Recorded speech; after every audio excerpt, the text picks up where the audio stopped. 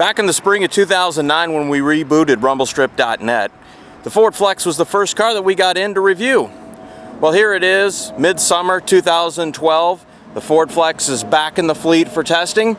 It's the mid-cycle refresh. We're taking a look at the 2012-2013 Ford Flex.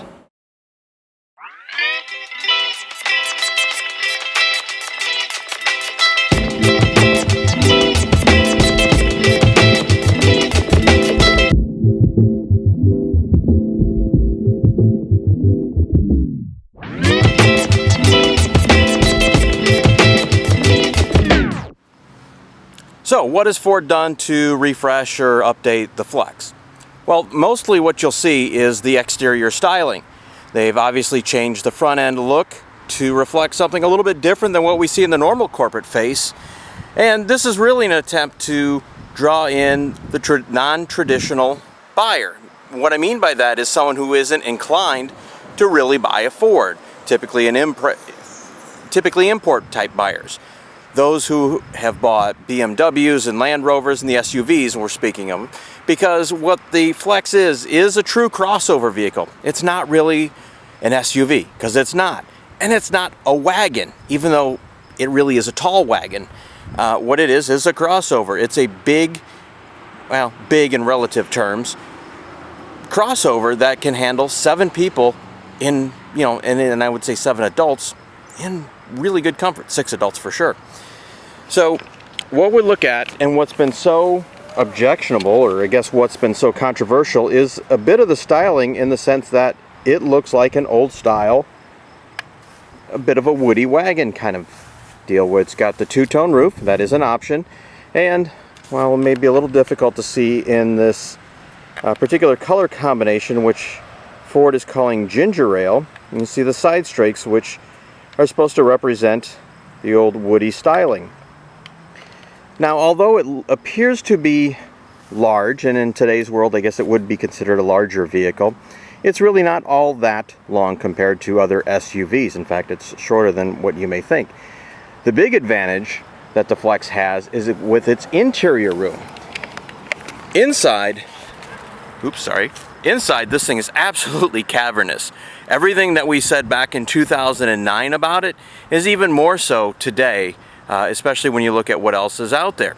Now, this one doesn't have the panoramic sunroof like the one we had in 2009, which really made it feel like there was about 30 feet of headroom. But even when it doesn't, you feel like it does have, all right, instead of 30 feet of headroom, 5 feet of headroom.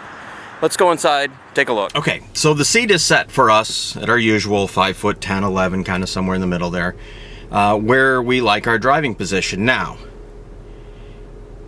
if I spread my hands, there we go, about like this, from finger to thumb, that's roughly 9 inches, okay? We've measured it a few times. And if you do that from the top of my head, I can just barely scratch the roof here. So I have, 8 to 9 inches of headroom right here. So NBA players, this is your ride if you need headroom. Legroom is going to have the seat goes back and certainly can fit someone who's 6'10" without a problem. And if we take a look back, you can really see, even back into the 3rd row,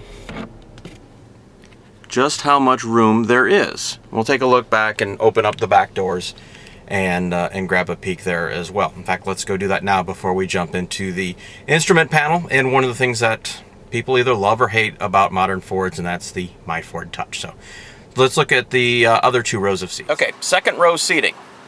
Again, haven't moved the driver's seat,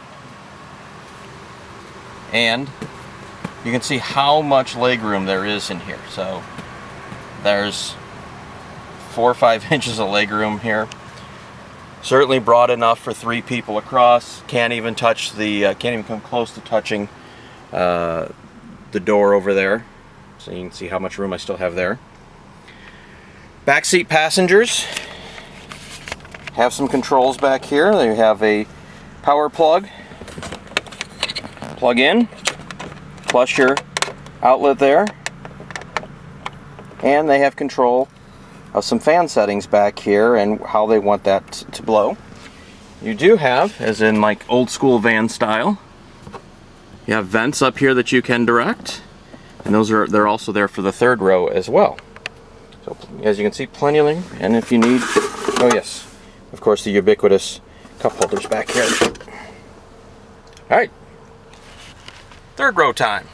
Let's go to the other side. Third row, getting in and out, not too hard.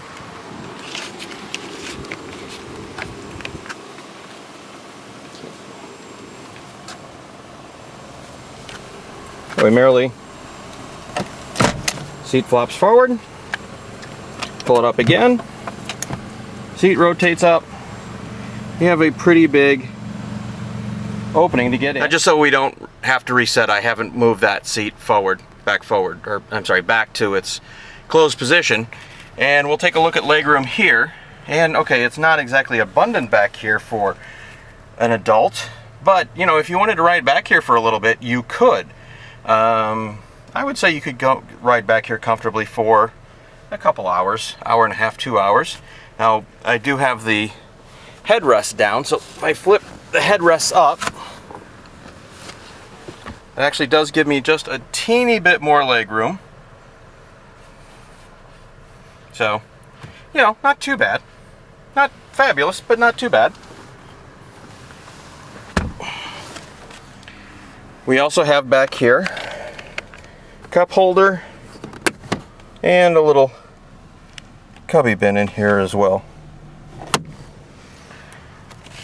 Now, if you don't need 7 passengers, you can flip these down, and let's see how much room that gives you, both with and without the back seats flipped. And with the third row up, so that we can seat 7 passengers, you'll see that while not a huge amount of cargo room, there is a decent amount in here. I mean, that's not anything to sneeze at. I mean, you can definitely fit 4, 5, 6 grocery bags full of stuff across. We do have a power point there. Now, to put these down, let's see if I can do this with one hand and control the camera. Seat goes down, and then, bingo, see?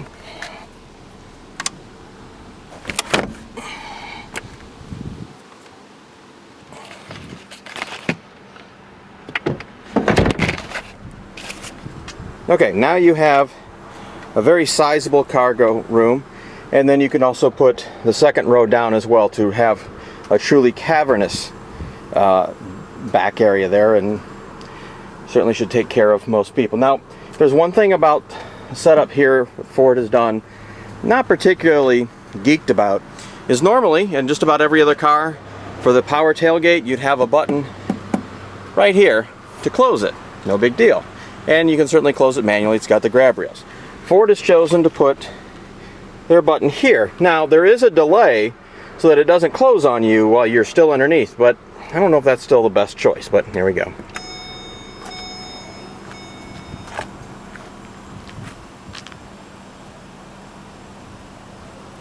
So let's talk about my Ford Touch. This particular car has the upgraded version of it, and I have to say it's been working much better. I've still had a couple hiccups with it where it didn't want to recognize the iPod, and where it's gone just dead silent, where there was no audio at all. Doesn't matter whether it was a phone, whether it was the radio, the Sirius satellite, or whether it was an iPod. There just was no audio. Don't know why, but shut the car off, turn it back on, everything was hunky-dory again. I don't know. Modern technology, it's what you get sometimes. No jokes about Microsoft blue screens of death, since that's who's responsible for the sync software.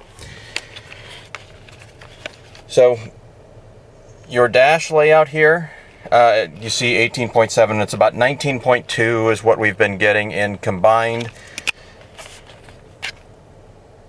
You have your 2 side layouts there. And all your controls, obviously this side controls your left screen, so you can scroll through all of your different menu items there.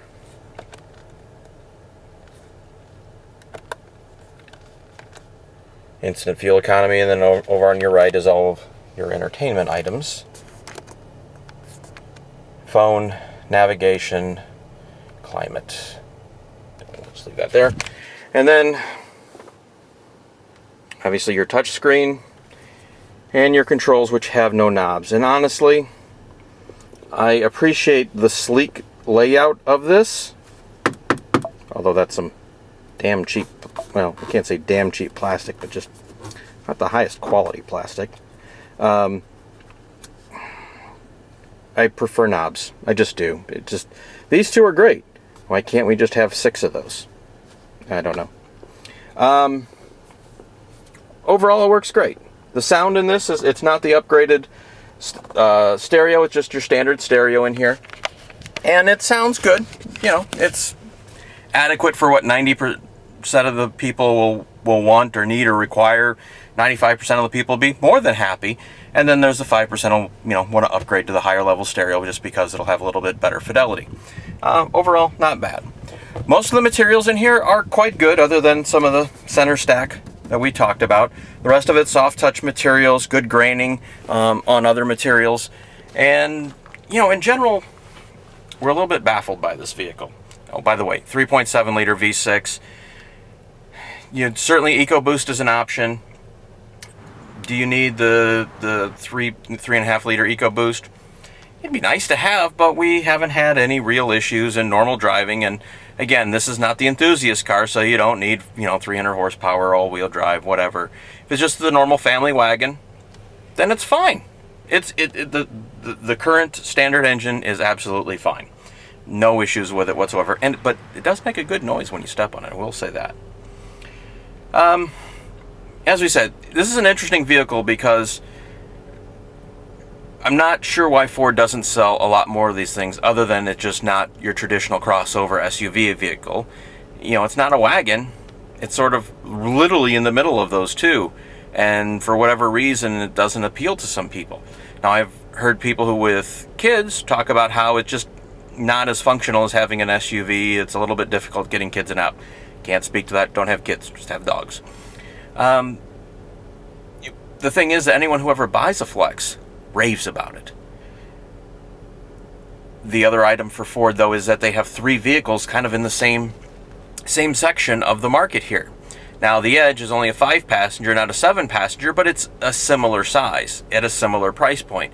And the new Escape is a traditional SUV, and 7-passenger, similar size, similar price range. So it's a little crowded in that segment, and maybe you're taking a little bit off from each other as they do that. That said, Flex was happy to have it back in the in our test fleet again. Fleet, one car at a time, but we were glad to have it back in because it reminds us just how good this thing is overall in general, and we're shocked at why people aren't buying more of them. That said, there's certainly room for improvement. We can find a few other nitpicks in here. And it's the usual stuff, little things like, this one is about $37,000, $38,000. It's an SEL. It's not titanium. It doesn't have every, bit and bob. Like we said, no sunroof. But when you're talking $38,000, could we have Express up and down on all windows, please? Really?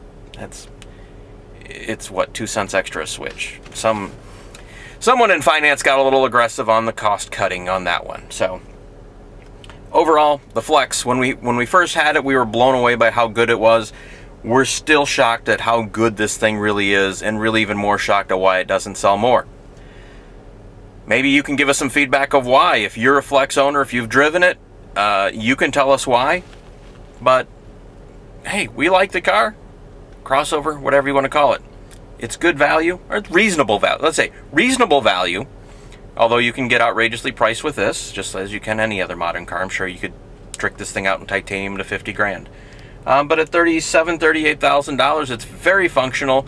Lots of room, lots of flexibility. Drives well.